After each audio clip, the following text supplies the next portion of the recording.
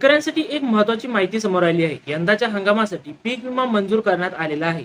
मात्र या योजनेच्या नियमांमध्ये काही महत्त्वाचे बदल करण्यात आले आहेत, जे शेतकऱ्यांसाठी चिंतेची बाब ठरू शकतात. नवीन नियमामुळे काही शेतकरी विम्याच्या लाभापासून वंचित राहण्याची शक्यता आहे. पीक विमा योजना ही शेतकऱ्यांसाठी एक मोठा आधार असते, विशेषतः निसर्गाच्या तडाख्यामुळे नुकसान झाल्यास. परंतु आता बदललेल्या अटी आणि शर्तीमुळे ही योजना काही प्रमाणात त्रासदायक ठरू शकते. नमस्कार शेतकरी मित्रांनो, तुम्हा सर्वांचं आपल्या फार्मर्स वर्ल्ड या युट्यूब चॅनलवर स्वागत आहे.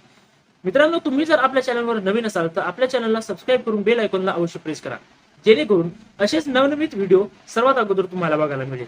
चला तर व्हिडिओला सुरुवात करूया. शेतकरी मित्रांनो, सरकारने पीक विमा योजनेत काही तांत्रिक बदल केले आहेत. ते म्हणजे की जसे की विमा सवलतीसाठी लागणारी पात्रता, भरावयाची कागदपत्रे आणि अर्जाचा कालावधी. यामुळे अनेक शेतकरी वेळेत अर्ज करू शकणार नाहीत.